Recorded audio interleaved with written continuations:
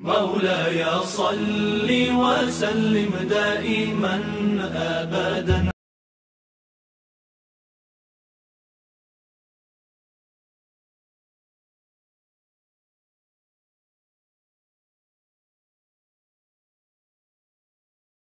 জায়গায় আদর্শ দন্তন লিখে দিই পড়বে কয়াকার দন্তন হচ্ছে লিখে দিলাম ভিজবে এটা যদি পড়াতে হয় ভেজাতে হয় কি লাগবে কোরআনে কারিমে আমার আল্লাহ যে বিধানগুলো দিয়েছে যতদিন পর্যন্ত বাংলাদেশে কায়েম না হবে যতই আপনি বলে ওড়ান শান্তি কাঙ্ক্ষিত মানের কায়েম করা সম্ভব আজ কিছু মানুষ কোরআন এবং ইসলামকে বিদায় করে দিয়ে শান্তি তালাশ করে আমার একটা গল্প মনে পড়ছে একজন দোকানের মালিক তার কর্মচারীর নাম ছিল ইসলাম তার একটা মেয়ে ছিল সুন্দরী নাম ছিল শান্তি তবে ইসলামের সাথে শান্তির লাইন আছে মালিক টের পেয়েছে একদিন ধরে এমন পিটানো পিটিয়েছে যে একটা কর্মচারী আর আমার মেয়ের সাথে তোর লাইন পিটিয়ে চাকরি থেকে বরখাস্ত করে দিয়েছে ইসলাম ডাক দিয়ে বলছে মালিক এ দোষ তো শুধু আমার একা না আপনার মেয়েরও মন ছিল না তো আমি একা এগিয়ে গেলে তো হতো না সুতরাং অবসরে যখন আমি মায়ের খেলাম দেখি আপনার শান্তি বাড়ি থাকে কয়দিন এই যে ঢামরায় বাস স্ট্যান্ডে যাওয়ার পরে কল দিয়েছে শান্তি তুমি কোথায় এই তো বাড়িতে টোপলা বেঁধে নিয়ে চলে আসো আজকে পালানো লাগবে সন্ধ্যাবেলা গেছে ওরে নিয়ে পালিয়েছে আমার রাস্তায় সকালবেলা দোকানের মালিক চিল্লাচ্ছে আমার শান্তি গেল কোথায় শান্তি গেল কোথায় এলাকার লোকজন জিজ্ঞাসা করছে ভাই শান্তি গেল কোথায় মনে মনে হ্যাঁ আজকে রাতের বেলা থেকে আমার শান্তি খুঁজে পাচ্ছি না কোথায় যেন গেছে এলাকার লোকজন ডাক দিয়ে বলে আপনার বাড়ির যে কর্মচারী দোকানে সে ইসলাম কোথায় তাকে তো আমি পিটিয়ে বিদায় করে দিয়েছি লোকজন বলে আপনি পাগল ইসলাম পিটিয়ে বিদায় করে দিলেন বের করে দিলেন আর আপনি শান্তি তালাশ করেন ইসলাম সেখানে শান্তি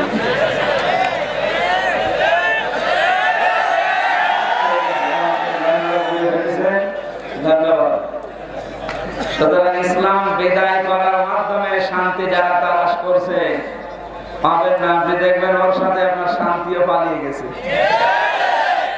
আজ এই দেশের যে রাম বাম গুলো চেষ্টা চালায় যে দেশের শান্তি কায়েম করবে কমিউনিস্ট আন্দোলনের মাধ্যমে লেনিন কার্ল মার্কস মাও সেতুংয়ের আদর্শ প্রতিষ্ঠার মাধ্যমে কিয়ামত পর্যন্ত চেষ্টা চালাবেন কাঙ্ক্ষিত মানের শান্তি পাবেন না কারণ শান্তি আমাদের আল্লাহর নাম সালাম শান্তি সালাম মানে এই নাম কার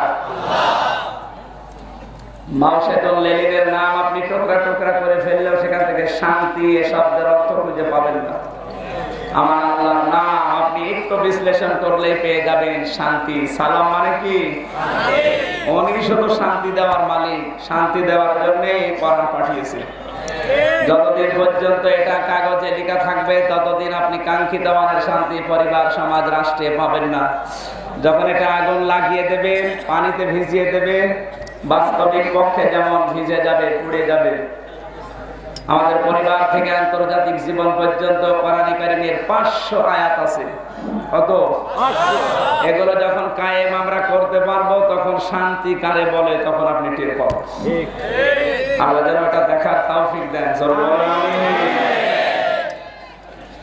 এই শান্তি কি করে কায়েম করতে হয় তার বাস্তব একটা নমুনা নিয়ে আমি আজকে এসেছি এখানে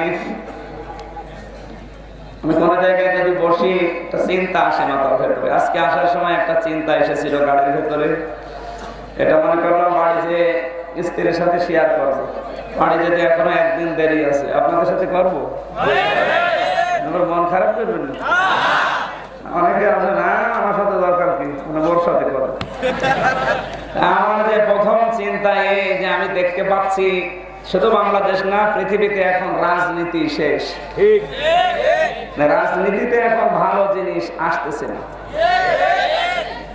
রাজনীতি এই শব্দটা যে কত উপরে, এটাকে আজ আমরা দুর্নীতি বানিয়ে ফেলেছি। আজকে 21শে ফেব্রুয়ারি শফিক, জব্বার, সালাম, বরকত, শফিও 7 জন মানুষ জীবন দিয়ে মাতৃভাষার সম্মান রেখেছিলেন। ভাষা আল্লাহর সৃষ্টি, কার? আল্লাহ।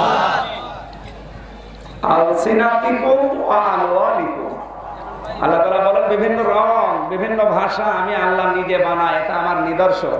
সুতরাং এই ভাষাকে রক্ষা করতে গিয়ে যারা জীবন দিলেন আজকের এই দিনে, আল্লাহ তাদেরকে যেন শাহাদাতের মর্যাদা দান করেন। দেশপ্রেম, ভাষার প্রেম ছিল, এজন্য জীবন পর্যন্ত দিতে পেরেছে, নাকি?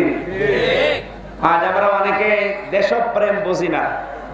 স্বদেশের প্রেম তৈরি করা ফরজ। আল্লাহ পাক বলেন লা উকসিমু বিহাদাল বালাদ ওয়া আনতা হিল্লুম বিহাদাল বালাদ।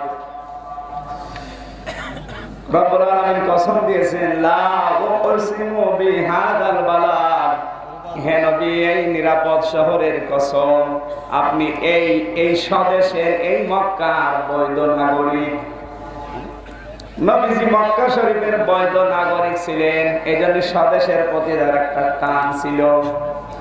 এমনকি তিনি যখন চলে যাবেন মক্কা থেকে মদিনাতে হিজরত করে, ওই সময় কাবার গিলাফ ধরে তিনি কেঁদেছিলেন। আল্লাহর নবীকে যতদিন পর্যন্ত কাফেরেরা দুর্বিসন্ধি করে হত্যা করবে বলেছে, ততক্ষণ তিনি টেনশন করেননি। যতদিন বলেছে আপনাকে জেলখানায় আটকে রাখবে, ততদিন নবীজি টেনশন করেননি। কিন্তু যখনই বলেছে আও ইখরিজুকা, আপনার নাগরিকত্ব বাতিল করে কিন্তু এই দেশ থেকে তাড়িয়ে দেওয়া হবে, তখনই নবীজির টেনশন বেড়ে গেছে। ঠিক ঠিক।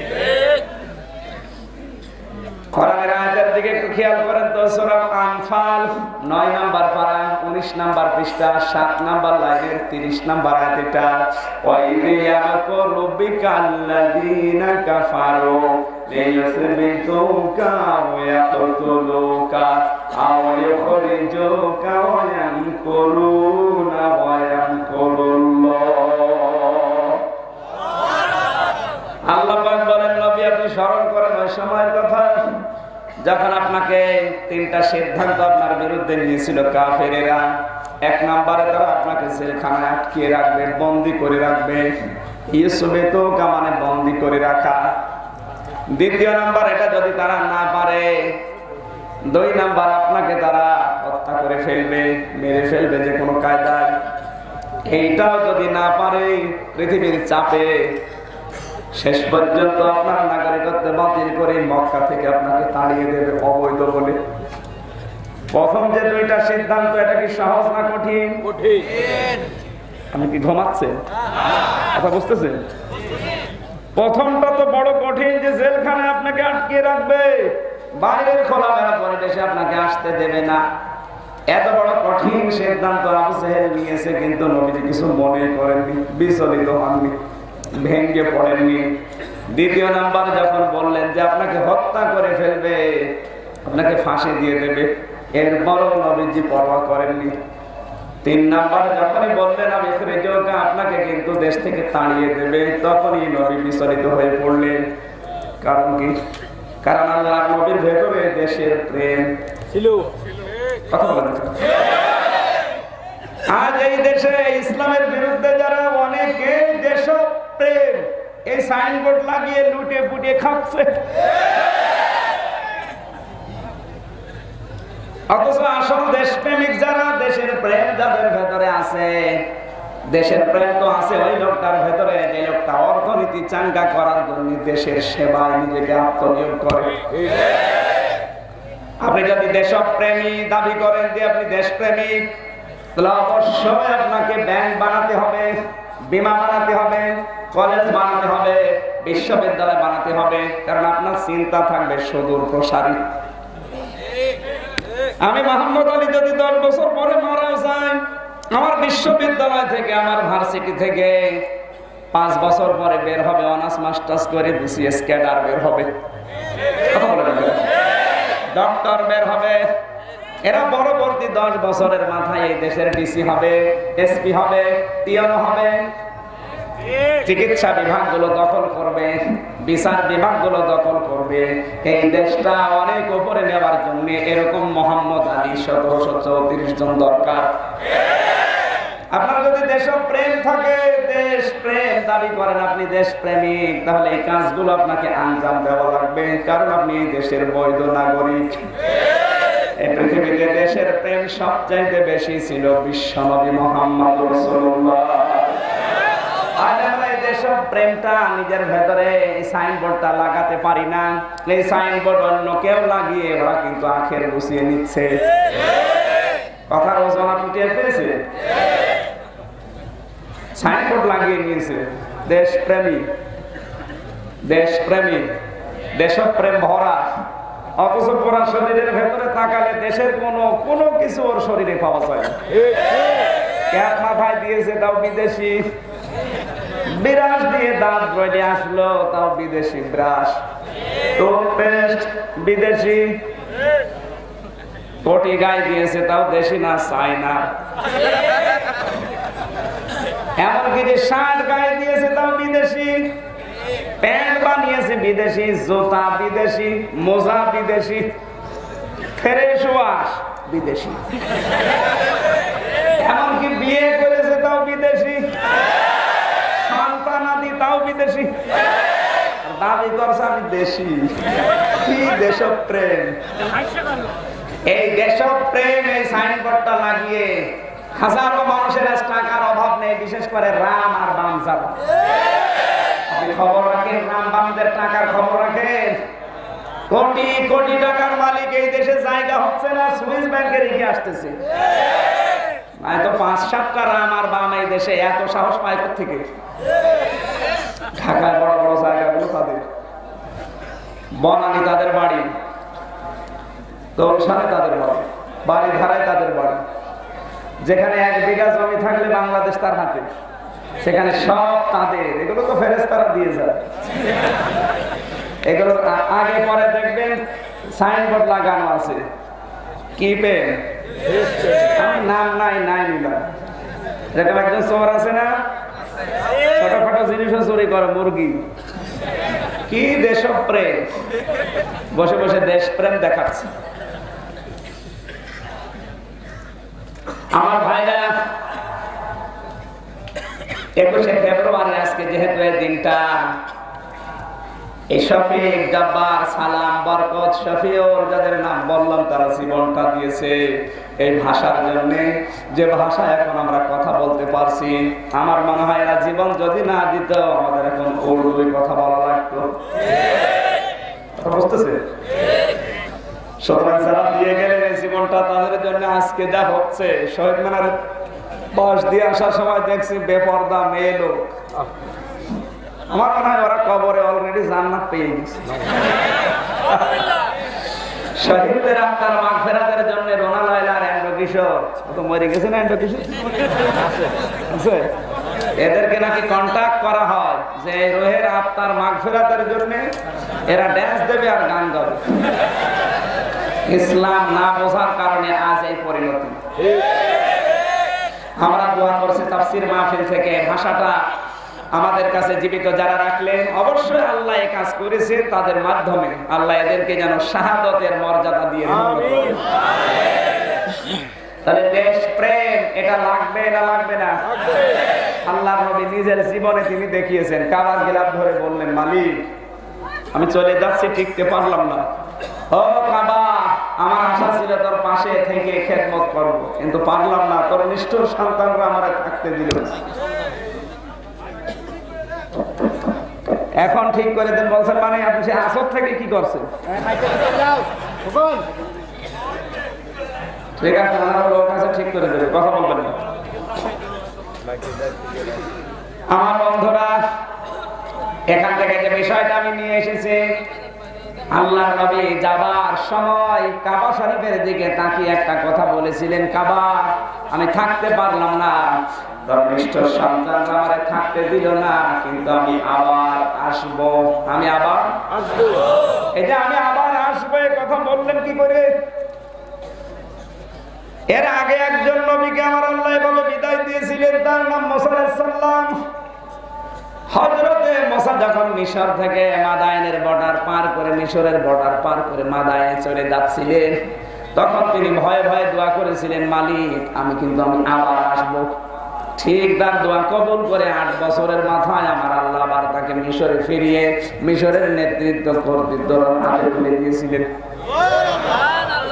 এক নবীর খবর যেহেতু আর এক নবীর কাছে থাকে, কারণ এক নবী আর এক নবীর ভাই। বিশ্ব নবী ওইদিকে ইঙ্গিত করে জানালেন, কাবার মালিক আমি চলে যাচ্ছি, কিন্তু আমি আবার আসবো। ঠিক 8 বছরের মাথায় মদিনা থেকে আবার নবীজি মক্কায় এসে তিনি নেতৃত্ব দিয়েছিলেন। কথা বলেন ঠিক কিনা?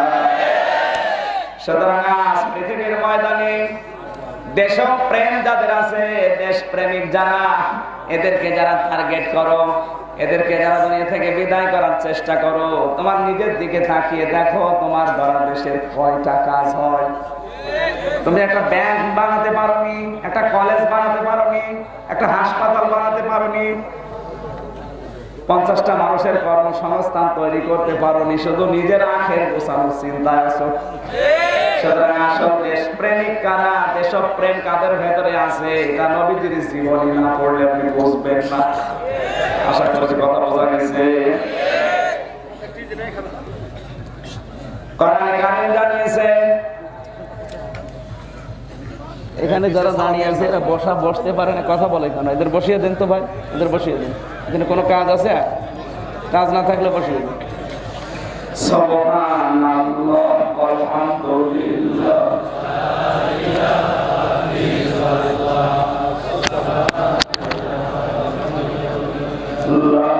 ইলাহা ইল্লাল্লাহ সুবহানাল্লাহ আলহামদুলিল্লাহ লা ইলাহা ইল্লাল্লাহ।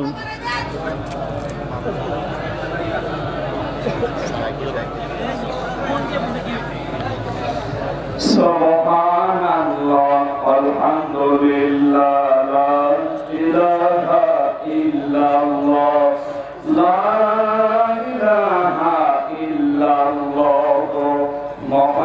মুহাম্মাদুর রাসূলুল্লাহ। আমার ভাইরা, গাড়িতে আসার সময় যে 5টা বিষয় আমার মনে হয়েছিল, তার 1 নম্বরে আমরা রাজনীতি শেষ করে ফেলেছি। এখন আর ভালো মানুষগুলো রাজনীতিতে আসতে চাচ্ছে না, কারণ এই ময়দানটা অনেকের মাধ্যমে কলুষিত হয়ে গেছে। আহ্বান জানাচ্ছি, যারা ভালো মানুষ তারা ফিরে আসে। এই ময়দানটা আমাদের দরকার। রাজনীতি দরকার না, রাজনীতি এটা ইবাদত। মানুষ যেন রাজনৈতিক ময়দান থেকে জাহান্নামে চলে না যায়, সুতরাং ওই জায়গাটা পাহাড় দেওয়া লাগবে, জীবন দিয়ে হলেও। দ্বিতীয় নম্বরে অর্থনীতি শেষ। কি শেষ? অর্থনীতি কি?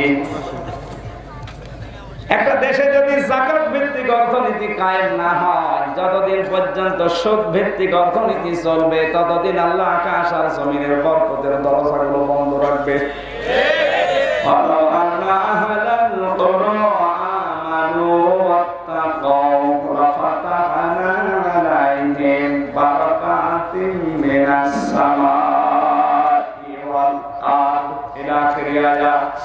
সূরা 9 নম্বর পারা 2 নম্বর পৃষ্ঠার 1 নম্বর লাইন 96 নম্বর আয়াতের প্রথম অংশে আছে। আল্লাহ তাআলা বলেন, জনপদের লোকেরা, দেশের লোকেরা যদি আমি আল্লাহর উপরে ঈমান আনে আর এই দাবি অনুযায়ী যদি ভালো ভালো কাজের আঞ্জাম, এই দাবি অনুযায়ী যদি আমাকে ভয় করে, লাফাতাহনা লামে তাকিদ সুপারলেটিভ ডিগ্রি, এটা গ্যারান্টি দিয়ে আল্লাহ বলেছেন লাফাতাহনা, অবশ্যই আমরা খুলে দেব বারাকাত, বহু বছর। মেরাজ সামাই ওয়াল আকাশ আর জমিনের যত বরকতের দরজা আছে সব আমি আল্লাহ নিজের কুদরতি হাত দিয়ে খুলে দেব। এই বাংলাদেশের মাটির নিচে কমপক্ষে 7টি খনিজ সম্পদ আছে। সবচেয়ে দামি সম্পদের নাম হচ্ছে ইউরেনিয়াম। এটা লালমনিরহাট জেলায় পাওয়া যায়, কিন্তু মাটির নিচে তুলতে পারছি না আমরা। যেই দিন প্রমাণ হবে যে ইউরেনিয়াম এখানে পাওয়া যাচ্ছে, তুলতে পারবে, সেই দিন তামাম পৃথিবীর একটা মাতব্বর রাষ্ট্র হয়ে যাবে বাংলাদেশ। আমার আল্লাহ এত দামি দামি সম্পদগুলো দেয় না কেন? কারণ আমাদের যা ঈমান আছে, ঈমানের দাবি অনুযায়ী ভয় নেই। শব্দ এখানে আল্লাহ দুইটা দিয়েছিলেন, যদি ঈমান আনে আর দাবি অনুযায়ী যদি ভয় করে চলে, যত বরকতের দরজা আমি আল্লাহ খুলে দেব। সুতরাং এখন যদি আল্লাহর বরকতের দরজা দেখতে চান, এই সব ভিত্তিক অর্থনীতি যা আছে, যারা চালু করতে চায় এগুলো বন্ধ করে যাকাত ভিত্তিক অর্থনীতি কায়েম করা লাগবে। এগুলো সব কায়েম করবে ফেরেশতারা। আমাদের যারা দায়িত্বে আছে তারা। 3 নম্বরে সংস্কৃতি শেষ। এটা আমার দুই কায়দায় শেষ হচ্ছে। একটা আকাশ সংস্কৃতি, আর এই যে ভারতের যে চ্যানেলগুলো, এর মাধ্যমে ভারতের 36টি চ্যানেল বাংলাদেশে অলরেডি চলছে। 3 কোটি করে টাকা খরচ হয় প্রতি মাসে। কত? 3 কোটি টাকা খরচ হয় এক এক মাসে 36টি চ্যানেল চালাতে। অথচ আমরা এই কলকাতা থেকে আসাম, হায়দ্রাবাদ, অনেকগুলো জায়গা ঘুরে দেখেছি, তামিলনাড়ু পর্যন্ত কোন জায়গায় এই দেশের একটা চ্যানেলও চলে না। এটিএন বাংলা আছে, তাও আংশিক। অথচ ওদের 36টি চ্যানেল চালাতে আমাদের খরচ হচ্ছে প্রায় 3 কোটি টাকা প্রতি মাসে। এমনি আমাদের দেশ চলে না। আর বেকার এগুলো নিয়ে এসে, তাও যদি ভালো ভালো জিনিস হয় তো মেনে নেওয়া যায়। শুধু ঘর ভাঙা আর পরকীয়া প্রেম ছাড়া কোনো শিক্ষা নেই। আর এটার জন্য প্রতি মাসে মাসে খরচ করা লাগছে 3 কোটি টাকা। এটা গেল 1 নাম্বার। দ্বিতীয়, আকাশ সংস্কৃতির মাধ্যমে মোবাইলে, ইউটিউবে, টিউবম্যাটে, ইন্টারনেটে, ফেসবুকে, কম্পিউটারের মাধ্যমে যেগুলো আসতেছে, আমার মনে হয় এভাবে যদি 10 বছর চলতে থাকে, চরিত্রবান কোন যুবক যুবতী এই দেশে আর পাওয়া যাবে না। আপনার মেয়ে কলেজে যাবে, বিশ্ববিদ্যালয়ে যাবে, হঠাৎ দেখবেন 1 বছর পরে বাড়িতে এসেছে, কি মা তোমার অবস্থা কি, এখনো তো বিয়ে দেয়নি, এরকম কেন? অবৈধ সন্তান পেটে নিয়ে ঘুরবে, আপনি কিছু বলতেও পারবেন না। এরকম সময় এখনো আসে না, সামনে আসতেছে। আপনার ছেলে সকালবেলা মদ খেয়ে কুলি করবে, কিছু বলতে পারবেন না। এই আকাশ সংস্কৃতি শেষ হয়ে যাচ্ছে। এর মাধ্যমে সাংস্কৃতিক যে অঙ্গনটা, এটা বন্ধ করা লাগবে। 4 নম্বরে শেষ হয়ে যাচ্ছে শিক্ষানীতি। আমাদের যে শিক্ষা, আমি নিজে বিশ্ববিদ্যালয়ে দেখেছি, মাস্টার্সে ক্লাস নিচ্ছে স্যার, আর ছাত্র তাকে স্যান্ডেল দিয়ে পিটাচ্ছে। স্যার বলছে, বাবা আমার ছেড়ে দিয়ে, আমি জীবনে আর ক্লাসে আসবো না। বলছে, না, সারা করে মেরেই ফেলবো। একটা শিক্ষা। আমি এও দেখেছি, শিক্ষক অজু করছে, ছাত্র পানি ঢেলে দিচ্ছে। ছাত্র তো দুইটাই, একটা কোরআন কারিমের আদর্শ পেয়ে মানুষ হচ্ছে, আর একটা কোরআন না থাকার কারণে অলরেডি জানোয়ার হয়ে গেছে। আমার যতটুকু ধারণা, এই যে পাশে জাহাঙ্গীরনগর, এখানে অনেক ছাত্র এমন আছে যাদের দেখলে শয়তানও ভয় পায়। সবগুলো সব আপেলের মতো মোটা মোটা, কি লাল পানি খায় আর বাবা খায়। অধিকাংশ হলগুলো চেক করলে শুধুমাত্র বই আর কলমের পরিবর্তে অস্ত্র পাওয়া যায়। শিক্ষানীতি কোরআন ছাড়া সম্ভব না, আল্লাহ ভালো করে জানে। এই জন্য প্রথম শব্দই আল্লাহ দিয়েছেন ইকরা। কি দিয়েছেন? ইকরা বিসমি রাব্বিকাল্লাযী খালাক। শিক্ষা ব্যবস্থা তৈরি করা লাগবে রবের নামে। কার নামে? আমরা কি পেরেছি? না, শেষ হয়ে যাচ্ছে। 5 নম্বরে আমাদের পরিবার শেষ। কি শেষ? পরিবার। এখন ভাই ভাই মিল আছে না। সামান্য 1 হাত জায়গা নিয়ে এই ভাই ওনার ছোট ভাইকে মেরে ফেলতেও দ্বিধা করছে না। অথচ ছোট ভাইয়ের জন্য কি করে নাই? কি করে নাই বলেন? সারাটা জীবন ওর পেছনে ব্যয় করে দিল, সেই ছোট্ট কাল থেকে ওকে কোলে কাকে নিয়ে চমা দিয়ে দিয়ে এ পর্যন্ত করেছে, অথচ এক হাত জায়গা ছেড়ে দিতে পারছে না বউর কারণে।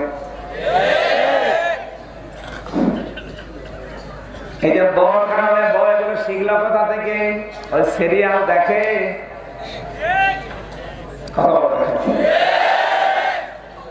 আল্লাহর নবী মুহাম্মদ রাসূলুল্লাহ সাল্লাল্লাহু আলাইহি ওয়াসাল্লাম এই দুনিয়াতে একজন সাহাবীকে তিন দিন তিনি জান্নাতের খোঁজখবর দিয়েছিলেন যে তুমি জান্নাতি।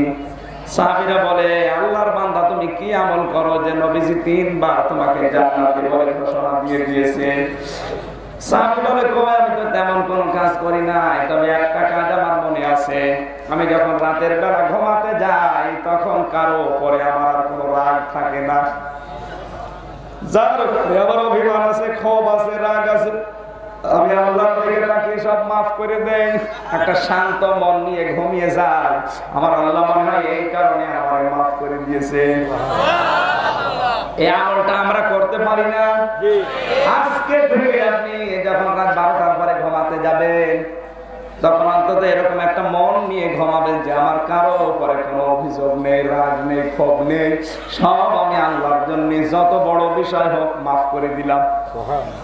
এরকম একটা মন নিয়ে যদি ঘুমাতে যান, আল্লাহ না করুক আপনি যদি ঘুম থেকে আর না ওঠেন, আপনি শহীদ। কিছু জিজ্ঞাসা করবেন না, কারণ আপনার কারো উপরে কোনো অভিযোগ নেই। সুবহানাল্লাহ। ওই সাহাবীকে যদি আল্লাহ এই আমলটার কারণে মাফ করে জান্নাত দিতে পারে, আমাদের পারবে না কেন? সুতরাং এই আমলটা আমাদের দরকার আছে। আজকে থেকে আমি সহপত থেকে আরম্ভ করি, কিন্তু না এই সামিয়ানা পর্যন্ত শেষ। অনেকে আর ঘুমানোর সময় ফোন দিয়ে আটে যে কার বাবাটা বাজাবো, সকালবেলা কারে অপমান করব, কার সম্মান হানি করব, কারে ধরিয়ে দেব। নাকি এলাকায় এরকম 2 নাম্বার মানুষ নেই? আপনার সাথে সাহাবীর জীবনের কোনো মিল নেই, আপনাকে আল্লাহ মাফ করবে? মরেন কি করে দেখি। এজন্য সাহাবীর এই আমলটা যদি তৈরি করতে হয় পরিবার থেকে শুরু করা লাগবে, নিজের ব্যক্তিগত জীবন থেকে।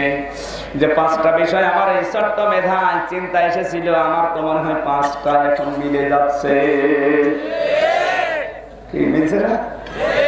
রাজনীতি, সংস্কৃতি, অর্থনীতি, শিক্ষানীতি, পরিবার নীতি।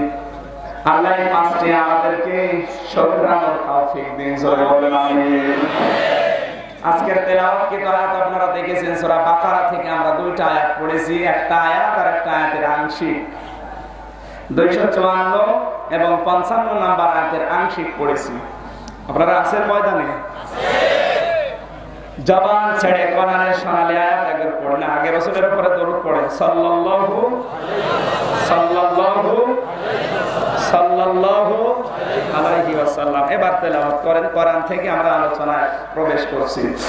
আউযু বিল্লাহি মিনাশ শাইতানির রাজীম। বিসমিল্লাহির রহমানির রহিম।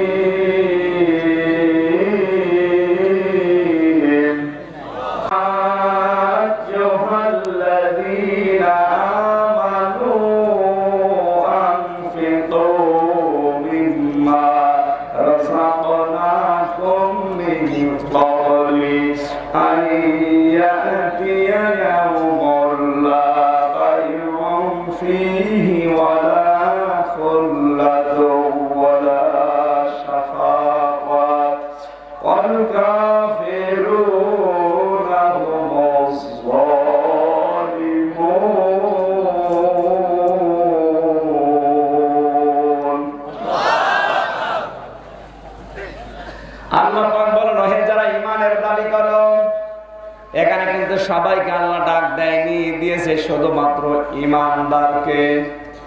এখন আমার প্রশ্ন, আমাদের ঈমান আছে কিনা? অনেকে আমরা মনে করে যে বিশাল জব্বাজার গায়ে আছে, পাগড়ি মাথায় আছে, নামের আগে মাওলানা মুফতি লেখা আছে, এ মনে হয় ঈমানদার না। আবু হুরায়রা রাদিয়াল্লাহু তাআলা আনহু قال قال النبي صلى الله عليه وسلم إذا سرتك سجياتك ইদা সাবাতকা হাসানাতুকা ওয়া সাআতকা সাজিয়াতুকা। নবী বলেন যখন তোমার ভালো কাজগুলো তোমাকে আনন্দ দেবে, তোমার মন্দ কাজগুলো তোমাকে কষ্টের ভেতরে ফেলে দেবে, তখন বুঝবে তোমার ঈমান আছে। বাংলার জনগণ, এই বাংলাদেশে কিন্তু সবার কাছে ভালো কাজ ভালো লাগে না। একটা জেনারেল মানুষ যদি একটা ভালো কাজে বিরোধিতা করে মেনে নেওয়া যায়। আমরা এখন দেখতে পাচ্ছি এই বাংলাদেশে এখন ভালো কাজগুলো বাধা দিতে কিছু আলেম নামে নামধারী জালে উঠে পড়ে গেছে। আমরা কিন্তু মনে করছি না, এই যখন নামের আগে মাওলানা মুফতি আছে, নামের শেষে দি আছে, কারণ এখন অধিকাংশ মানুষের নামের শেষে যে টাইটেল, কি টাইটেল নেই, অধিকাংশ মানুষের নাম দেখবেন শেষে লেখা আছে হাকানি, তোফানি, গোতানি, বিপ্লবী, জিহাদি বললে সমস্যা। সেদিন দেখলাম একজনের নাম শেষের দিকে লিখে দিয়েছে শফিকুল ইসলাম জাগরণী। কি ভাই আপনি জাগরণী লিখলেন? বলতো হুজুর আমি জাগিয়ে তুলি, অথচ নিজেই ঘুমিয়ে পড়ছি। আমরা মনে করি নামের আগে পরে টাইটেল যাদের আছে, মুজাদ্দেদে জামান, ভারতের কামান, হাওড়ার সেতু, যমুনার ব্রিজ, পীরে কামেল, 14 তরিকার পীর, কোসে আর নাম খুঁজে পেয়েছে, শুধু টাইটেল 3 লাইন শুধু টাইটেল থাকে, শেষে থাকে কোসে আর নাম নেই। মানুষ এদেরকে দেখলে মনে করে বিশাল আলেমেরা, এরা বিশাল বুজুর্গ, এদের ঈমান মনে হয় ভরপুর। না, যাদের কাছে ভালো কাজ ভালো লাগে না, ও যদি আকাশ দিয়ে উড়িয়ে যায় এটা বেঈমান। আজকে আমার মাহফিল ছিল এটা আমরা আশুলিয়া, এখানে কোন হিন্দু খ্রিস্টান বৌদ্ধ এরকম জেনারেল মানুষ, দাড়ি কাটা দাড়ি চাষা মানুষ বন্ধ করেনি। বন্ধ করেছে কিছু এরকম এই বড় বড় দাড়িওয়ালা, পাগড়ি মাথায় দেওয়া। ওরা বলছে এটা বন্ধ করা আমাদের ঈমানের দায়িত্ব। আরে বেটা তো ঈমানই নেই। তাফসীরে মাহফিলে অন্তত আর কিছু না হোক, বাবা তো খাওয়া হয় না, ডাল তো খাওয়া হয় না, ড্যান্স দেওয়া হয়। তো এই কাজগুলো যেখানে না হয়, কমপক্ষে কোরআনের একটা আয়াত পড়া হবে। একটা আয়াতে যদি 20টা অক্ষর থাকে, এতে কমপক্ষে 200 নেকি হবে। আপনি এই ভালো কাজটা বন্ধ করছেন, আবার বলছেন আমার ঈমানের দায়িত্ব। আপনার তো ঈমানই নেই। আপনার ভালো কাজ যার ভালো লাগে না, সে কি বেঈমান? এই কথা বলেন কেন? এই বাংলাদেশে আজ হাজারো বেঈমান আছে, ঢাকাতে এখন বেশি। আগে ছিল না, এগুলো বেঈমানগুলো কোন জেলা থেকে উড়ে এসে এখন বড় বড় বেঈমানি করছে। এগুলো বিদায় করে দেবেন ক্যান্সার।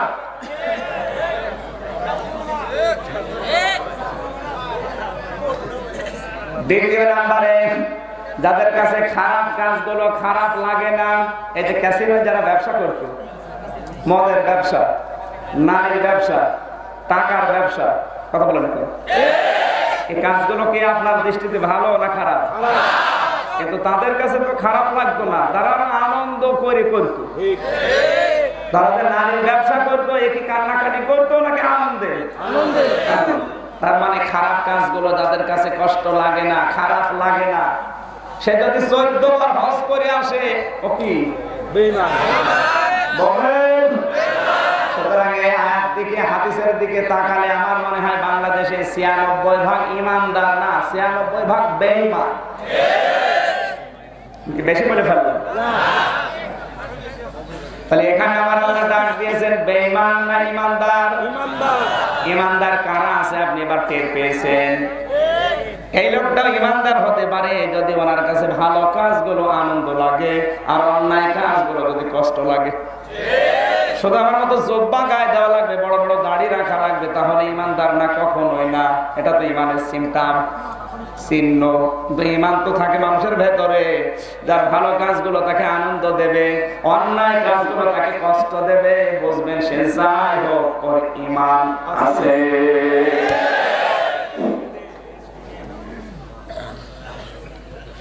এরকম ইমানদারকে আল্লাহ ডাক দিয়ে বলেছেন আনফিকু, খরচ করো, মিম্মা রাযাকনাকুম, তোমাদেরকে আমি আল্লাহ যে রিজিক দিয়েছি কখন খরচ করবা, মিন ক্বাবলি, এর পূর্বে, আয়াতিয়া ইয়াউমুল লা বাইউন ফীহি ওয়ালা খুল্লাতু ওয়ালা শাফাআ, যে সময় বেচা কিনা, বন্ধুত্ব এবং সুপারিশ গ্রহণ করা হবে না। তার মানে এখানে যেটা বুঝতে পারলাম, এই কথাগুলো কিয়ামতের কথা। কিসের? কিয়ামতের ময়দানে বেচা কিনা চলবে না, বন্ধুত্ব চলবে না, বলেন সুপারিশ না। এই তিনটা শব্দ নিয়ে ভেজাল আছে আজ বাংলাদেশে। আমরা আজকে এগুলো নিরসন করবো, আবিষ্কার করবো ইনশাআল্লাহ। বিশ্ব নবীর উপরে কোরআন নাযিল করে আল্লাহ জানিয়েছেন আপনি খরচ করবেন, ওই দিবস আসার পূর্বে, যে দিবসে কোনো কেনা বেচা চলবে না। কেনা বেচা চলবে না, কোনো বন্ধুত্ব চলবে না। কে যদি বন্ধু থাকে ও জানের শত্রু হয়ে পালাবে। وَأَنذِرْهُمْ يَوْمَ الْآزِفَةِ إِذِ الْقُلُوبُ لَدَى الْحَنَاجِرِ كَاظِمِينَ مَا لِلظَّالِمِينَ مِنْ حَمِيمٍ وَلَا شَفِيعٍ يُطَاعُ يَعْلَمُ خَائِنَةَ الْأَعْيُنِ وَمَا تُخْفِي الصُّدُورُ।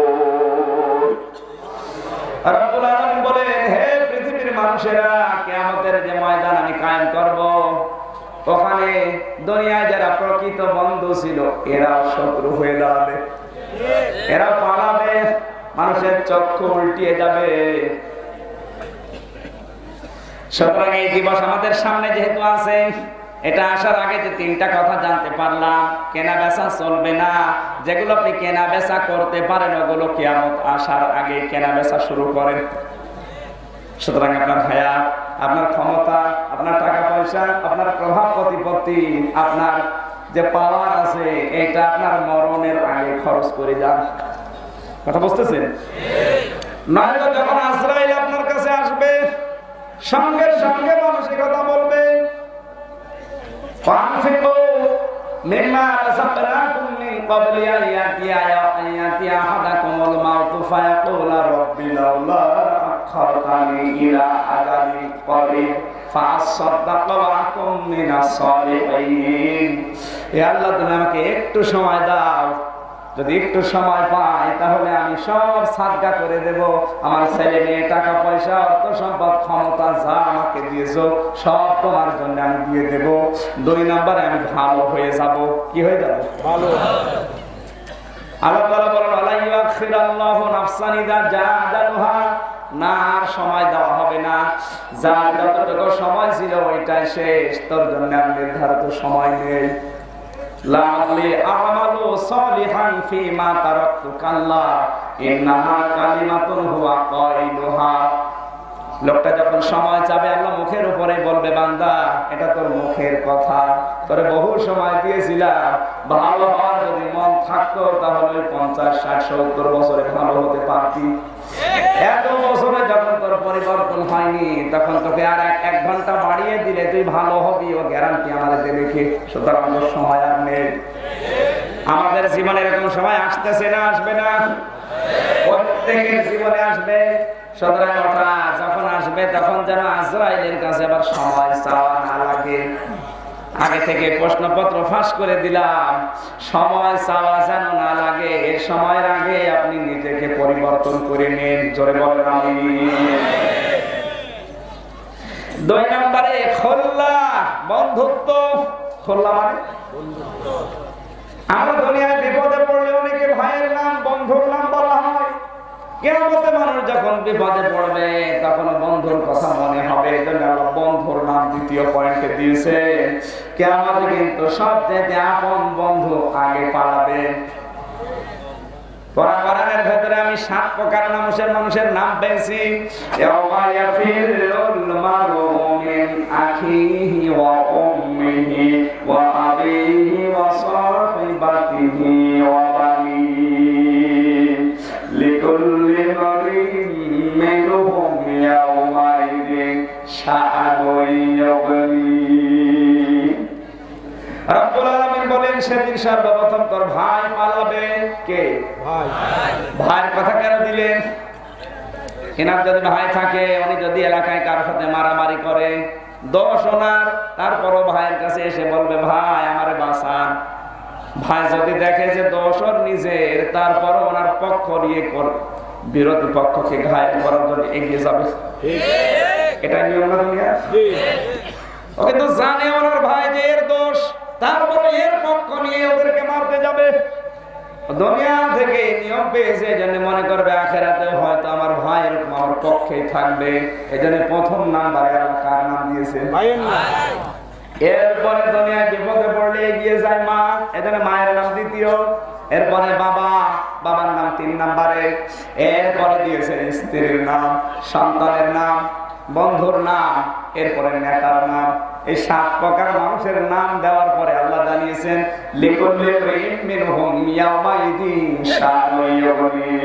এরা প্রত্যেকেই নিজের চিন্তায় থাকবে, কেউ কারো জন্য এগিয়ে আসবে না। তাহলে এখান থেকে আপনি কি নিলেন? ঢাকাবাসী, এই যে 7 প্রকার মানুষের নাম বলছি, ভাই, মা, বাবা, স্ত্রী, সাথী, এরপরে সন্তানাদি, এরপরে নেতা। এই মানুষগুলো দুনিয়ায় সবচেয়ে বিপদে পড়লে এগিয়ে যায় আগে, নাকি? আল্লাহ বলে এগুলো আগে পালাবে। তাহলে এত আপন যারা, এরা যদি আগে পালিয়ে যায়, তাহলে কোন পীরের উপরে ভরসা করে লাভ আছে? আপনি যদি ভরসা করে থাকেন, তাহলে আপনি বিশ্বাস করেন না। আল্লাহ যখন নিজে জানিয়ে দিলেন যে এরা কিন্তু পালাবে, কার উপরে আপনার ভরসা? দুনিয়ায় কারো উপরে আর ভরসা করা চলে না, কারণ এরাই যখন নেই তখন আর কে আছে? আল্লাহ। আপনার শরীরের ভেতরে আমি কোথায় যেন বলেছিলাম যে ৯৭৬৮ প্রকার চামড়া আল্লাহ দিয়েছেন। আশ্চর্যের বিষয় হচ্ছে কোন জায়গার চামড়া কোন জায়গার সাথে মেলে না। এমনকি আমার চামড়া এ ভাইয়ের সাথেও মিলবে না। যদিও মনে হচ্ছে একরকম চামড়া, ওনার চামড়া কেটে গেলে আমার চামড়া লাগিয়ে দেবেন, কিয়ামতের আগে চামড়া লাগবে না, আরো পছন্দ ধরবে। আপনি যদি পরীক্ষা করতে দেন, করে দেখেন, জীবনও লাগবে না।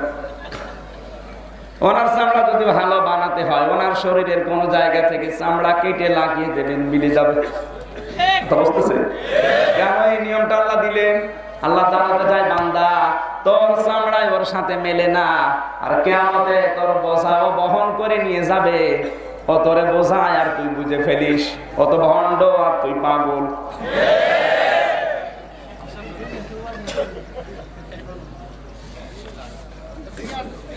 ঠিক আছে, মানে 100 ভাগ।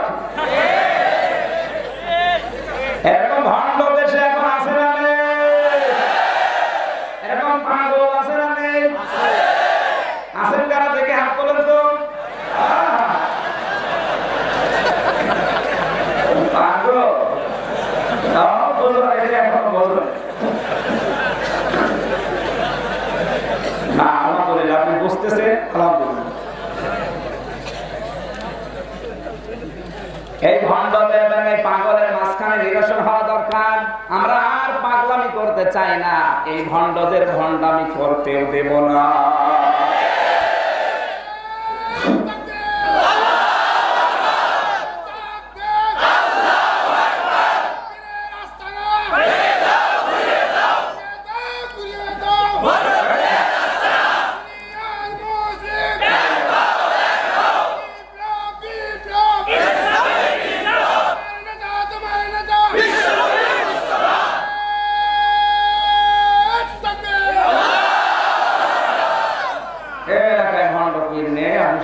থেকে এসে বললে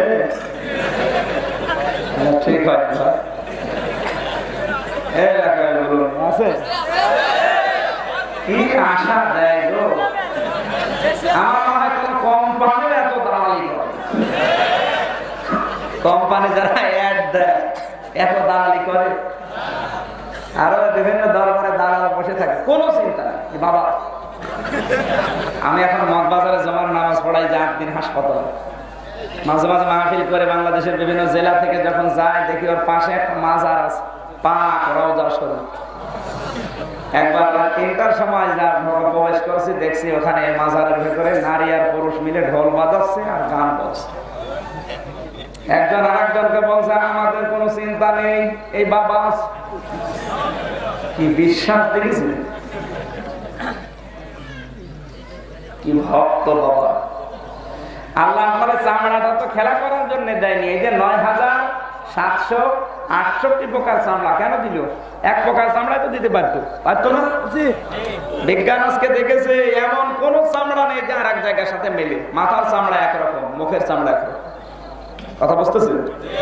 পুরা শরীরের ভেতরে কোন চামড়া কোন জায়গার সাথে মেলে না। একটা জায়গার চামড়া আংশিক মিল আছে, এই যে এখানকার এই চামড়াটা আর এই গর্দানের চামড়া।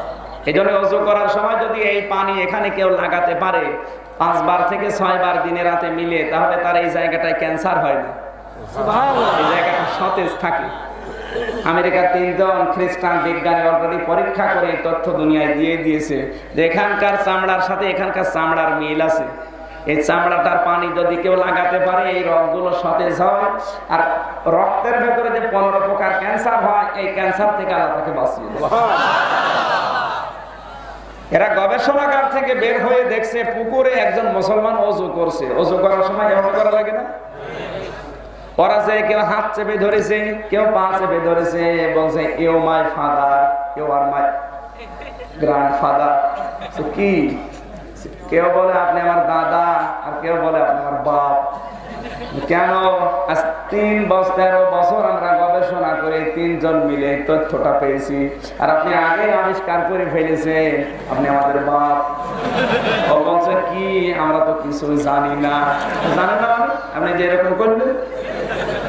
ওটা তো ওযু ১৫০০ বছর আগে আমার নবী আমাকে শিখিয়েছে যে ওযু করার সময় এইভাবে করা লাগে।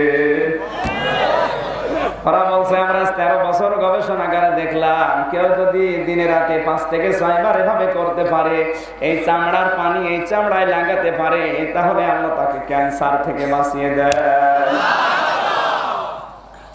আমরা নিজেদের ধর্মে থাকলাম না।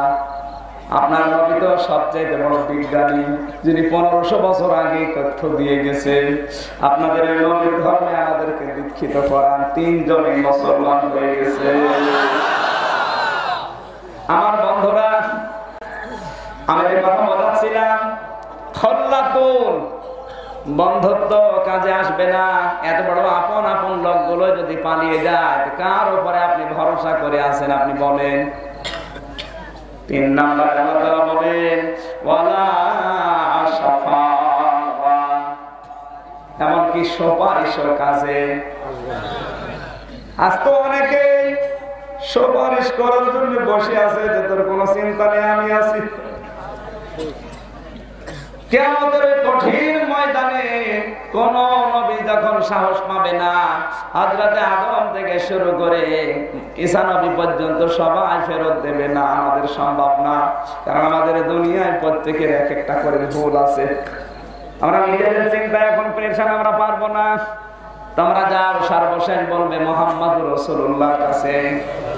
ওরা সবাই আসবে মুহাম্মদুর রাসূলুল্লাহর কাছে, এসে বলবে হে রাসূল আপনি আমাদের জন্য সুপারিশ করেন। কি করেন? সুপারিশ। এখানে একটা পয়েন্ট মনে রাখা লাগবে, আলেম নেই এখানে। সুপারিশ করার যোগ্যতা থাকবে কার? যে লোকটার সুপারিশ লাগবে না। আমার নিজেরই যদি সুপারিশ লাগে, তা আমি আরেকজনের জন্য সুপারিশ করলে আল্লাহ দাঁত মুখ খুলে ফেলবেন? আমার নিজেরই সুপারিশ লাগবে, আর আমি যদি আরেকজনের ধরে দালালি করি হবে না। সুপারিশ করতে পারে কে? যার কোনো সুপারিশ লাগবে না, তিনি আমাদের নবী মুহাম্মদ রাসূলুল্লাহ। কারণ এই সুপারিশ হচ্ছে একমাত্র একচ্ছত্র মালিকানা আল্লাহ। কুল্লিল্লাহি শাফাআতু জামিয়া, সূরা সমারের ৪৪ নম্বর আয়াত। আল্লাহ বলেন হে নবী আপনি বলেন সুপারিশের একচ্ছত্র মালিকানা আমি আল্লাহ। আমি যদি অনুমতি দেই কাউকে, সে ছাড়া কেউ মুখ খুলতে পারবে না। আর আপনি এমন বাবার মুরিদ বিশ্বাস করে আছেন যে আপনার বাবা আপনাকে বাঁচাবে, ও কথা বলতে পারবে, এই গ্যারান্টি আপনাকে দিল কে? বলেন। যেখানে ঈসা নবীর মতো পাওয়ারফুল নবী হায় হতাশ করবে ইয়া নফসি আমার কি হবে, সেখানে কোনো বাবার খবর আছে? এগুলো সব বানোয়াট। কেউ যদি মনে করে সুপারিশ করে জান্নাতে নিয়ে যাবে? হ্যাঁ, অবশ্যই যাবে, কিন্তু হাফেজকে হাফেজের মতো হওয়া লাগবে। এমন হাফেজ এই বাংলাদেশে আছে, কোরআন সামনে দিলে শস্যর ফুল চোখে দেখে, আয়াত পড়া তো দূরের কথা, কোরআনের উপরে কোনো আমল নেই। দুনিয়ার ঠান্ডায় পড়ে কোরআন খেয়ে ফেলেছে, এক কথা বলছে না? অনেক মা বাবা তো এই ধান্দায় আছে, ছেলে যখন হাফেজ আমার আর নামাজ কালাম দরকার না। সমস্ত নবীরা যে দেখবে আরশের নিচে মুহাম্মদ রাসূলুল্লাহ 50,000 বছর সিজদায় পড়ে থাকবে, কথা বলার সাহস নেই। আল্লাহ যখন জাব্বার কাহার নাম ধারণ করবে তখন কেউ মাথা তোলার ক্ষমতা পাবে না, সবাই উলঙ্গ, লজ্জাস্থানের দিকে তাকানোর ক্ষমতা নেই। বিশ্ব নবীকে আল্লাহ এবার ডাক দেবেন, হাবিব মাথা তোলেন, কান্না বন্ধ করেন, সুপারিশ করেন। আপনার সুপারিশ করার জন্য আমি আল্লাহ অনুমতি দিয়ে দিলাম। নবী এবার সুপারিশ করা আরম্ভ করবেন উম্মতকে ডাক দিয়ে। হঠাৎ কিছু মানুষের সামনে পর্দা পড়ে যাবে। নবীজি বলেন, রব্বুল আলামিন, এগুলো তো আমার উম্মত মনে হয়, সুপারিশ করে আমি জান্নাতে নিয়ে যাই, আপনার ফেরেশতারা পর্দা দিল কেন? এবার খেয়াল করুন। ওই সময় নবীজি ডাক দিয়ে বলবেন, আল্লাহ পর্দা ফেলে দিলেন কেন? আওয়াজ আসবে আল্লাহর পক্ষ থেকে, হাবিব এগুলো আপনার উম্মত আপনার মনে হচ্ছে, কিন্তু আপনি দুনিয়া থেকে বিদায় নেওয়ার পরে আপনার রেখে আসা ইসলাম এরা উলট পালট করে ফেলেছিল।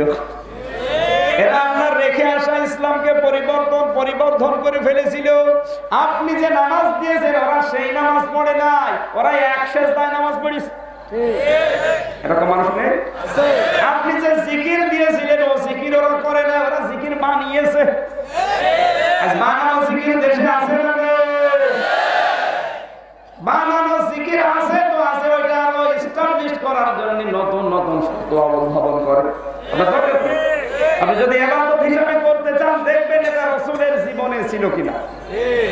কথা বলতেছে ইবাদত কাকে বলে? আল্লাহর হুকুম থাকা লাগবে, রাসূলের তরিকা থাকা লাগবে। আর আপনি এমনটা আরম্ভ করলেন যে 63 বছরের জীবনে কোনোদিন নবীজি ওইরকম কাজ করেননি, তা আপনি কি নিজের মত ইবাদত বানাবেন? আমি আবার বলছি, আল্লাহর নবীর রেখে যাওয়া ইসলাম যারা উলট পালট করে আজ নতুন ভাবে বানিয়েছে, কিয়ামতের দিন আল্লাহ যখন বলবে এগুলো আপনার উম্মত না, কারণ আপনি দুনিয়া থেকে বিদায় নেওয়ার পরে এরা উল্টো পাল্টা করেছিল ইসলামকে, তখন নবীজি রাগ করে বলবেন, সাহাবান সাহাবান লিমান বাইদারা বাদি, দূর হয়ে যা। আমি চলে আসার পরে আমার রেখে আসা ইসলাম যারা পাল্টিয়ে ফেলেছিস, তোরা আমার উম্মত না, তোদের জন্য কোনো সুপারিশ নেই। বলেন তো, আপনি যদি ওই দলে পড়ে যান কি হবে আপনার? আমি তো আপনাকে বাঁচাতে চাই, আর আপনি সেই গোলামি নিয়ে আসেন। আপনার বাবা করেছে 150 বছর আগে, আপনার দাদা করেছে 200 বছর আগে, বাবা দাদা ভুল করতে পারে না? তারা কি ফেরেশতা ছিল? তারা কি নবী ছিল? তারা তো ভুল করতে পারে মানুষ হিসাবে। আর আপনি সেই কাজ প্রতিষ্ঠিত করার জন্য উঠে পড়ে লাগবেন, তার মানে কি? ইসলাম মানতে গিয়ে দেখবেন আল্লাহ কি বলেছে, রাসূল কি করেছে, এইটা আর কেউ না। অনেকে যদি বলে তাহলে রাসূলের জামানায় যে মাইক ছিল না, এখন মাইক আমি ব্যবহার করব না, পাগলের পয়াকার বাদ দিয়ে যেটা থাকে ওইটা কি থাকে, গোল মারা দরকার। বেড়া ইবাদত এবং বেদাতি বোঝে না, সংখ্যায় তো পড়ে না। ইবাদত আর বেদাত আমি এক কথায় বলছি, বহুবার বলেছি, ইসলামের মধ্যে নতুন কিছু আবিষ্কার করা বেদাত, আর ইসলামের জন্য নতুন কিছু আবিষ্কার করা বেদাত নয়। এই দুইটা সংজ্ঞা মনে রাখবেন, জন্যে আর মধ্যে। এটা আমি ব্যবহার করছি ইসলামের মধ্যে না ইসলামের জন্য। ইসলাম প্রচারের জন্য আমি ব্যবহার করছি, তাহলে এটা ইসলামের মধ্যে না। ইসলামের মধ্যে কি? এই মসজিদটা আগে হয়তো যখন বানিয়েছিল 50 বছর আগে, তখন কি এরকম পাকা ছিল? খড়কোটা ছিল, টিন দেওয়া ছিল। এখন দিন যত যাচ্ছে এনারা দায়িত্ব পেয়ে যুবক মানুষ এখন বিউটিফাই করেছে। এই মসজিদে টাইলস লাগানো নেই, টাইলস লাগানো নেই, মোজাইক পাথর দেওয়া আছে, এরপরে ফ্যান টাঙানো, এসি লাগানো, রং বেরং, তার সামনে তাকিয়ে দেখেন কত স্টাইল বিউটিফুল করেছে। তাহলে এটা কি ইবাদতের জন্য না ইবাদতের মধ্যে?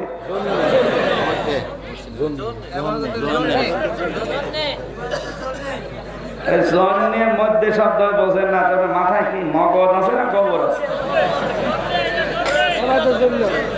এটা তো আমি ইবাদতের মধ্যে করি না, আমি ইবাদতের জন্য সংস্কার করলাম, ইবাদতের জন্য বিউটিফাই করলাম, সুন্দর করলাম। ইবাদতের কি আরো জোরে, এরকম যে কোনো ইবাদত যদি কেউ বলে যে নামাজ পড়া, জিকির করা, দান করা, যাকাত দেওয়া, হজ করা, আগে দেখবেন ওটা ইবাদতের জন্য হচ্ছে কিনা। আর যদি ইবাদতের মধ্যে হয় তাহলে তার দলিল লাগবে। কথা বলতেছে? এখন যদি বলেন যে এই যে আমি যে ইবাদত করি এটা যে জায়েজ নেই, আপনি দলিল দেন। আরে ভাই ওটা তো জায়েজ নেই, এই জন্যই তো দলিল নেই। আমি যদি এই ভাইকে বলি যে এই জমিটা আমার, কিন্তু কোনো দলিল নেই না, আমি ওনারে বললাম যে ভাই এই যে 1 বিঘা জমি দেখতে পাচ্ছেন, এই জমি কিন্তু আমার না, কারণ আমার দলিল নেই। এখন যদি উনি বলে না আপনাকে দলিল দেখানো লাগবে, তাহলে দলিল পাবো কোথায়? আমাকে তো মেরে ফেললেও পারবো না, কারণ আমার তো দলিল নেই বলে এই জমি আমার না। কথা বুঝতে পারলি? সুন্নাত আর বেদাত অনেকে বোঝে না, বেদাতকে সুন্নাত বানিয়ে ফেলে, সুন্নাতকে বেদাত বানিয়ে ফেলে। এই দুইটা সংজ্ঞা মনে রাখবেন শুধু, যে ইবাদতের মধ্যে নতুন যা করবেন, ইবাদত কিন্তু নির্ধারিত। 5 ওয়াক্ত নামাজ নির্ধারিত না? এর ভেতরে যদি কেউ 6 ওয়াক্ত বানাতে চায়, ওটা কি? জিকির নির্ধারিত। জিকির কি নির্ধারিত? জিকিরের ভেতরে নতুন কিছু যদি কেউ আবিষ্কার করে বলে এটাও জিকির, ওইটা বেদাত। আপনি আল্লাহর নামে জিকির করতে চান, স্পষ্ট ভাষায় করবেন। সুবহান, সুবহান বলে কোনো জিকির নেই, সুবহান আল্লাহ বলা লাগবে। আলহাম, আলহাম বলে কোনো জিকির নেই। আলহাম আপনার মাথায় আসে না, কে কি বোঝায় আপনি তার বুঝ নেন, মানে আপনার যোগ্যতা নেই। আমি আবার বলছি, অনেকে যারা এই ধারণা দেন যে নবীর যুগে তো এগুলো ছিল না, তাহলে এখন এগুলো ব্যবহার করেন, এটা বেদাত। আর ভাই বেদাতের সংখ্যা কয়টা না? আমি ধর এটা ইবাদতের মধ্যে ব্যবহার করছি না, আমি এটা ইবাদতের জন্য ব্যবহার করছি। কথা মনে থাকবে? আল্লাহর নবীর রেখে যাওয়া ইসলামের ভেতরে মধ্যে যারা উল্টাপাল্টা করে, এরা নবীর উম্মত না। আপনি এই হাদিসটা বাংলাদেশে মিলান, নবীর উম্মত কত মাইনাস হয়ে যাবে। ঠিক ঠিক হবে না? আমার খবর আছে, আমরাও যাবো। আপনার তো শরীরের পশম খাড়া হয়ে যাওয়ার কথা, যে আমি সুপারিশ যদি না পাই, কিসের বাবার মুরিদ আমি? কারণ আল্লাহর নবীর রেখে যাওয়া ইসলাম আজ আমি উল্টাপাল্টা করে ফেলেছি। চট্টগ্রামে গিয়েছিলাম গত বছরে, দেখি জিকির করতে করতে লাফাচ্ছে। ভাই এত লাফা, জিকির করছে, এত লাফিয়ে তো টেনশনে আছে জান্নাত পাবো কিনা, বসে বসে জান্নাত পাবো, লাফাও। এই যে ওর টেনশন দিল কে? পীর সাহেব। কে দিয়েছে? পীর সাহেব বলেছে যত লাফাবি তত তাড়াতাড়ি জান্নাত পাবে, এই জন্য লাফাচ্ছে। এবার আমার প্রশ্ন, বিশ্ব নবীর দরবারে যারা জিকির করেছে, আপনি একটা হাদিস দেখাতে পারবেন যে তারা লাফিয়ে গাছে উঠেছে? না। আপনি কি নবীর সাহাবীদের চাইতে বেশি ইশক আপনার এসে গেছে? না। একজন সাহাবী দুনিয়ায় আল্লাহর নবীকে যা দিয়েছে তামাম ঢাকাবাসী মিলে দিতে পারবে? আপনার এত ইশক কোত্থেকে আসে? আর আমরা বিভিন্ন দরবারে দেখি পীর সাহেব বসে বসে জিকির করে, কিচ্ছু হয় না তার, সে মন মতো জিকির করছে। আর যত লাফালাফি করে মুরিদরা। জিকির করলে আপনার হালত চলে আসে, ইশক আসে, তাহলে তো ইশক পীরের আগে আসা দরকার। ও লাফাবে আরো ডবল, তারপরে আপনি লাফান। ও লাফায় না, ও বসে থাকে আর আপনি লাফাচ্ছেন, তার মানে আপনিও পীরের চাইতেও বড় আল্লাহর ওলি। এগুলো সব চিটারি, বাটপারি, ভণ্ডামি ছাড়া কিচ্ছু না। আমি আবার বলছি, ইসলাম নিতে হলে আপনি দেখবেন আল্লাহ কি বলেছে, রাসূল কি করেছে। এর বাইরে আমি কোন বাবা কি বলেছে, কোন দাদা কি করেছে, আমি ওটা মানি না। আপনি যদি আমাকে গলিয়ে মেরেও ফেলেন গুলি করে, তাও আমি মানি না, কারণ আমি সব সময় দেখবো আমার আল্লাহ কি বলেছে, রাসূল কি বলেছে, এর উপরে কিচ্ছু নেই। কারণ আমার বাবা ভুল করতে পারে, আমার দাদা ভুল করতে পারে না, পারে না? পারে না ভুল করতে, কিন্তু আমার আল্লাহ তো আসতে বলবে। আল্লাহর ভুল হওয়ার সম্ভাবনা আছে? আল্লাহর ভুল হওয়ার সম্ভাবনা নেই, তার প্রমাণ কি? কোরআনে কারিমে আল্লাহ জানিয়েছেন, মা তারা ফি খালকির রহমানি মিন তাফাউতি ফারজি'ল বাসার হাল তারা মিন ফুতুর। হে বান্দা, তুমি আমার যদি ভুল ধরতে চাও, বারবার আমার সৃষ্টির দিকে তাকাও, তোমার নজর ফিরে আসবে কিন্তু কোনো ভুল আবিষ্কার করতে পারবে না। আল্লাহর একজন বান্দা চিন্তা করছে, আল্লাহ তো দিয়েছে যে ভুল ধরা যাবে না, কিন্তু আমার দৃষ্টিতে একটা ভুল ধরা পড়েছে। এই যে বিশাল বট গাছ, কিন্তু ফলগুলো ছোট ছোট।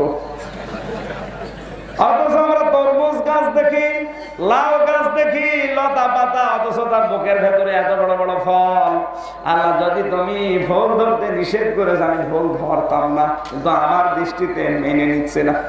মনে হয় এটা তোমার ভুল হলেও হতে পারে। হঠাৎ একটা বাতাস বয়ে গেল, একটা ফল বিক্ষস্রুত হয়ে ওর নাকের উপরে পড়েছে। লাভ দিয়ে ওঠে বলছে, আল্লাহ আমার মাফ করো। কারণ আমার যে চিন্তা, এই চিন্তা অনুযায়ী যদি যত বড় গাছ হবে তত বড় ফল হবে, আর আমি যে পজিশনে শুয়েছিলাম, আমার তো নাকও যেত, আমিও যেত।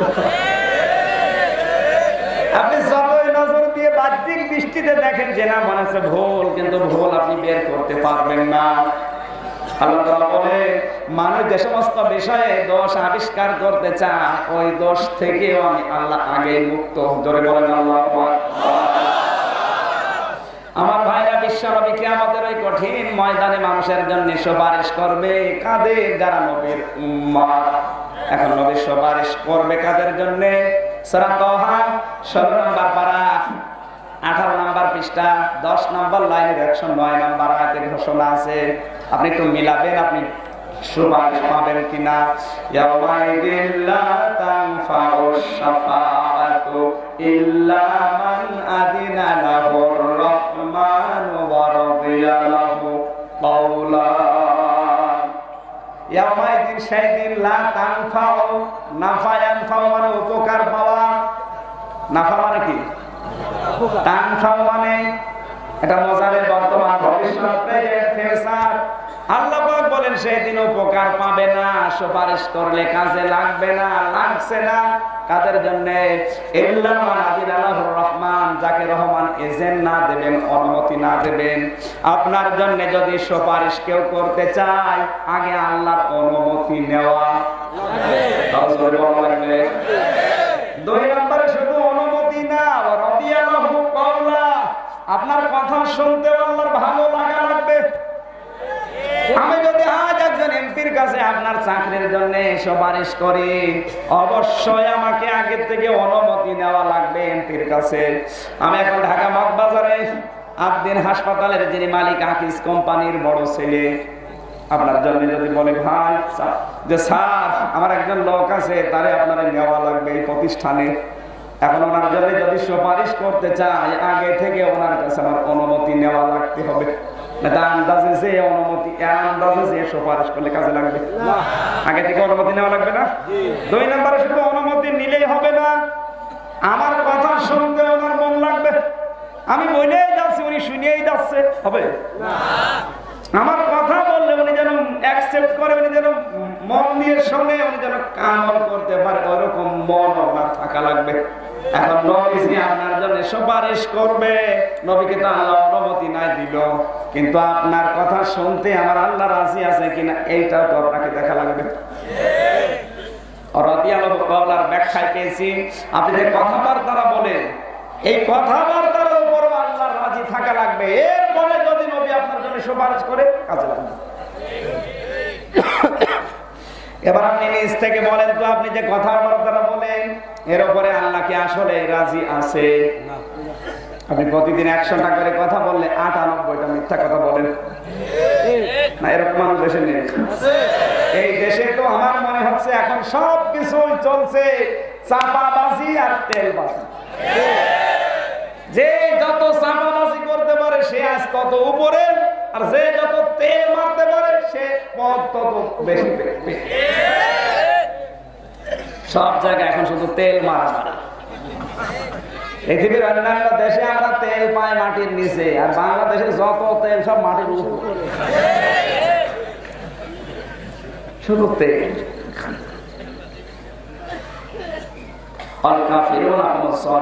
আপনি সুপারিশ পাবেন কিনা আমির হামজার কাছে জিজ্ঞাসা করা লাগবে না, আপনি নিজেই যথেষ্ট।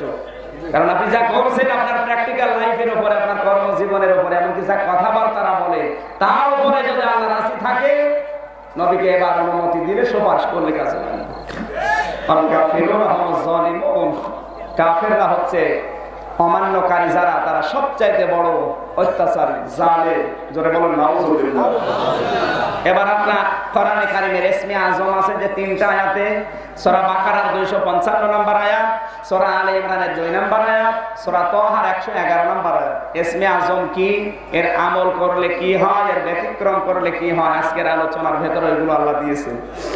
আয়াতুল কুরসি যার নাম কি? কোরআনের সবচাইতে দামি আয়াত এটা। সূরা বাকারার কত নম্বর আয়াত? সবাই বলেন না কেন? এত দামি আয়াত এটা। হযরতে আবু আইয়ুব আনসারী বলেন, আমি রমজান মাসে মসজিদে গিয়ে দেখি কিছু খেজুর মসজিদের বারান্দায় আছে। কি আছে? নবীজি আমাকে বললেন, আবু আইয়ুব আনসারী, এগুলো যাকাতের খেজুর, তুমি রাতের বেলায় পাহারা দাও, কোন চোর যেন চুরি করে নিয়ে না যায়। হযরতে আবু আইয়ুব বলেন, আমি রাতের বেলায় পাহারা আছি, হঠাৎ দেখি মসজিদে একটা চোর প্রবেশ করেছে, খাজুরগুলো একটা একটা করে তুলে কোষের ভেতরে ভরে। আমি যে বললাম, এই খেজুর নেওয়া যাবে না। চোর আমারে বলছে, আবু আইয়ুব, নেওয়া যাবে না মানে? এগুলো যাকাতের খেজুর। সকালবেলা নবী গরিব দুঃখীকে দেবে, তার ভেতরে আমি একজন গরিব। সকালবেলা যখন দেবে আমি আগে থেকে নিয়ে যাচ্ছি, বাধা দিও না। চোর মসজিদে উঠে ঘড়ি চুরি করছে। মুয়াজ্জিন আযান দিতে গিয়ে বলছে, কি মসজিদে মানো না? মানবো কি করে? এ মসজিদ আল্লাহ, আমি আল্লাহ। আল্লাহর ঘরের সম্পদ আল্লাহর বান্দা চুরি করবে, অসুবিধা কি? এরপর যখন বলে না চুরি করতে দেব না, আমি পাহারাদার আছি, চোর এত কাকুতি মিনতি করে, আবু আইয়ুব আমার ছেড়ে দাও, আমি আজকে সারাদিন না খাওয়া। এত কাকুতি মিনতি করে, আবু আইয়ুব বলেন, তার মুখের দিকে তাকিয়ে আমি ছেড়ে দিলাম। যা। মনে মনে ভাবলাম, এগুলো তো সকালবেলা নবী এদেরকেই দেবে, আগে থেকে নিয়ে যাচ্ছি, একটু কমে যাক। সকালবেলা ফজরের নামাজ পড়তে গিয়ে দেখি আল্লাহর নবী আমাকে বলছে, আবু আইয়ুব, রাতের বেলাতে চোর এসেছিল, ছেড়ে দিলে কেন? আবু আইয়ুব বলে, হুজুর, খুব গরিব মানুষ, আর এগুলো তো ওদেরকেই দেবে, এই জন্যই ছেড়ে দিয়েছি। নবীজি বললেন, আবু আইয়ুব, ওই লোকটা বড় মিথ্যাবাদী, প্রতারক, ধোঁকাবাজ, ও কিন্তু আজকে আবার আসবে। আবু আইয়ুব বলছে, আবার আসবে মানে? এবার আসুক। গভীর রজনীতে দেখে, হ্যাঁ এসেছে, খেজুরও নিচ্ছে। এই বেটা, কালকে প্রতারণা করলে আজকে ধরে আর ছাড়বো না। লোকটা যত কাকুতি মিনতি করে, আবু আইয়ুব বলে, তত জাপটা করে ধরি, দেখি লোকটা তেল মেখে এসেছে। কিছুক্ষণ পরে দেখি কোন ফাঁকে যেন বের হয়ে দৌড় দিয়েছে। সকালবেলা কি বলবো? নবীজি জিজ্ঞাসা করলে, ফজরের নামাজের সময় আল্লাহর নবী বললেন, কই চোর, ছেড়ে দিলে কেন? আবার বলে, হুজুর ধরেছিলাম, কিন্তু লোকটা তেল মেখে এসেছিল। আল্লাহর নবী বলে, তো বড় প্রতারক, ধোঁকাবাজ, মিথ্যাবাদী, ও আজকে আবার আসবে। আবার বলে, দড়ি নিয়ে রাখবো। ঠিক দড়ি নিয়ে বসে আছে। রাতের বেলা চোর এসেছে, এবার ধরেছে শুধু না, মসজিদের পিলারের সাথে বেঁধে ফেলেছে। যত কাকুতি মিনতি করে, বলে, না আজকে করে আমি নবীর কাছে নিয়ে যাবো। চোর তখন ডাক দিয়ে বলছে, আবু আইয়ুব, আমারে ছেড়ে দাও, তোমার আমি কোরআন শিখাবো। কোরআন শিখাবো? হ্যাঁ, আমি এমন একটা আয়াত জানি যেটা পড়লে আর চুরি হয় না। ঠিক আছে, ওইটাই তো দরকার। প্রতিদিন এভাবে রাত জেগে জেগে পাহারা না দিয়ে ঘুমানোর আগে একবার পড়বো, চুরি হবে না। চোর তখন এই আয়াতটা শিখিয়েছে। আয়াতুল কুরসি নামক সূরা বাকারার 255 নাম্বার আয়াত যদি আপনি সবার আগে ঘুমানোর আগে পড়ে শুতে পারেন, আমার আল্লাহর 70 জন ফেরেশতা ওই জায়গাটা পাহারা দেয়। নবীজি বললেন, কই চোর কই? ধরেছিলাম, ছেড়ে দিয়েছি, কারণ আমাকে কোরআন শিখিয়েছে। আল্লাহর নবী বললেন, আবু আইয়ুব, লোকটা মিথ্যাবাদী, কিন্তু এই কথাটা সত্য বলেছে।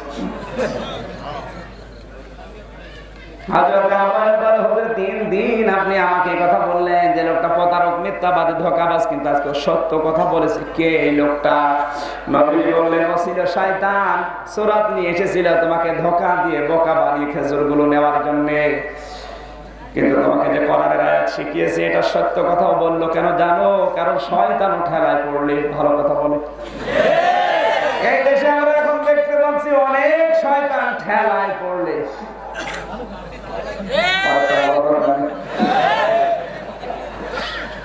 আপনার ঢাকার মানুষ শিক্ষিত মানুষ শয়তান ঠেলায় পড়লে ভালো কথা বলে। এই সে আয়াতুল কুরসি, এর ভেতরে আমার আল্লাহর 10টা ক্ষমতা আছে। কেউ যদি এই 10টা ক্ষমতা ফরজ নামাজ পড়ার পর আমল করতে পারে, বিশ্বাস করতে পারে, তাহলে মরণের সময় আজরাইলের যে কষ্টটা ওটা আর হবে না। এই 10টা ক্ষমতা আমল করতে পারলে মহান আল্লাহ তাকে বিনা বিচারে জান্নাত দিয়ে দেবে। কয়টা ক্ষমতা? এরা একটা একটা করে ক্ষমতাগুলো বলছে, আছেন আপনারা? আল্লাহ পাক বলেন 1 নাম্বার ক্ষমতা আমারে, আল্লাহু লা ইলাহা ইল্লা হুয়াল হাইয়ুল কাইয়্যুম। আল্লাহর 1 নাম্বার ক্ষমতা লা ইলাহা ইল্লা হু বা ইল্লাল্লাহ, আল্লাহ বাদে কোনো মাবুদ নাই। মাবুদ কাকে বলে? মাবুদ শব্দের শাব্দিক অর্থ ইবাদত পাওয়ার যোগ্য। আল্লাহ বাদে ইবাদত পাওয়ার যোগ্য দুনিয়ায় আর কেউ নাই। ইবাদত কি? যার হুকুম মানা যায়। আল্লাহ বাদে হুকুম মানা যায় এমন কোন সত্তা পৃথিবীতে আছে? সুতরাং আল্লাহ বাদে ইবাদত আর করা যায় না কারো, সে যেই হোক। এটা যখন আপনি মনে প্রাণে বিশ্বাস করে পড়বেন, বাস্তবে দেখাবেন যে আমি আল্লাহ বাদে কারো ইবাদত করি না, কারণ কেউ ইবাদত পাওয়ার যোগ্য না। আল্লাহর একটা ক্ষমতা বিশ্বাস করলে বাংলাদেশে ইসলাম কায়েম হয়ে যাওয়ার কথা। দ্বিতীয় নম্বরে বলা হচ্ছে আমার আল্লাহর ক্ষমতা আল হায়, তিনি চিরঞ্জীব। পৃথিবীতে কোন ধর্মের মানুষেরা তাদের দেবতাকে আল হায় বলতে পারে না, কারণ তারা নিজেরা বানায়, বিকাল বেলা নিজেরাই ডুবিয়ে দেয়। কারো দেবতা হায় না, কারো দেবতা কার্যম না। আমার আল্লাহ যেমন হায় তেমন তিনি কার্যম, চিরঞ্জীব এবং চিরস্থায়ী। এক একটা শব্দের ভেতরে হাজারো কথা লুকিয়ে আছে, যত গবেষণা করবেন আপনি তত বের করতে পারবেন। 3 নম্বরে আল্লাহ জানিয়েছেন, 4 নম্বরে লা তাখুযুহু সিনাতুন ওয়ালা নাওম। আল্লাহ পাক বলেন আমি আল্লাহ ঘুমাই না, ঘুমের তন্দ্রা পর্যন্ত আমার আসে না। আল্লাহ ঘুমায় না, শুধু তাকিয়ে থাকে। কেন? আপনাকে বিশ্বাস করা লাগবে আমার আল্লাহ কিন্তু সব সময় আমার দিকে নজর দিয়ে আছে। এই বিশ্বাসটা নিয়ে গিয়ে যদি আয়াতুল কুরসি পড়ে, ওর দ্বারা কখনো পরকীয়া প্রেম সম্ভব না। কারণ আমার বউ না জানুক, জানে কে? আল্লাহ। এর নাম লা তাখুযুহু সিনাতুন ওয়ালা নাওম। এই বিশ্বাস আছে আমাদের? না, এটা মুখে শুধু। এখানে অনেক আল্লাহর ওলি বসে আছে, এখনো পরকীয়া প্রেম চালিয়ে যাচ্ছে। একটু সত্যি করে বলেন তো, কারা এই প্রেমে আছেন? হাত তোলেন।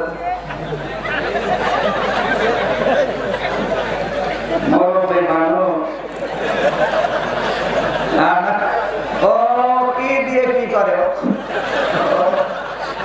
শরীরই চলে। লাহু মা ফিস সামাওয়াতি ওয়া মা ফিল আরদ, আসমান জমিনে যা কিছু আছে এর হাকিকি মালিক কে? আর আমরা এখনই নিজেরাই হাকিকি মালিক হয়ে বসে আছি না, এই ক্ষমতাটা আল্লাহ। কার? 6 নম্বরে আল্লাহ দিয়েছেন মান জাল্লাযী ইয়াশফাউ ইনদাহু ইল্লা বিইজনি। কে আছে এমন আমার অনুমতি ছাড়া আমার দরবারে সুপারিশ করবে? এই জন্য কারো উপরে ভরসা করে কোনো লাভ নেই, নিজের যোগ্যতা অর্জন করান। কথা বলতেছেন? কোন মরা পীর, কোন জিন্দা পীর, কারো উপরে ভরসা করা চলবে না, এগুলো সব ভুয়া। ভরসা করতে পারেন শুধু নিজের কর্মজীবনের উপরে, যে আমার আমল কতটুকু আছে। কথা বুঝতেছেন? এরপরে দিয়েছেন ইয়ালামু মা বাইনা আইদিহিম ওয়া মা খালফাহুম। তিনি তোমার সামনে কি আছে, পেছনে কি আছে, হয়তো গোপনে কেউ জানে না, কিন্তু আমার আল্লাহ এটা জানে। ওয়ালা ইউহিতুনা বিশাইইন মিন ইলমিহি ইল্লা বিমা শাআ। আল্লাহর ইলম থেকে কেউ আয়ত্ত করতে পারে না যতটুকু আল্লাহ তাকে আয়ত্ত করান। অনেক মানুষ বলে আমি গায়েবের খবর জানি না। গায়েবের খবর শুধুমাত্র জানেন আল্লাহ। উনি যাকে জানিয়ে দেন যতটুকু তার চাইতে বেশি কেউ, এমনকি নবীজি পর্যন্ত গায়েবের খবর জানেন না। আল্লাহ যতটুকু তাকে জানায় ততটুকু ছাড়া। এরপরে দিয়েছেন ওয়াসিয়া কুরসিয়্যুহু সামাওয়াতি ওয়াল আরদ, আসমান জমিনে পরিব্যাপ্ত আমার আল্লাহর কুরসি। কুরসি মানে চেয়ার, কুরসি মানে চেয়ার। এই যে কুরসি মানে চেয়ার, এই চেয়ারটা কোন চেয়ার? এটা আমরা দুনিয়াতে বিভিন্ন চেয়ার দেখতে পেয়েছি। আজ বিভিন্ন এলাকায় মনে করেন অফিস আছে, অফিসে চেয়ার নেই, কথা বলা লাগবে।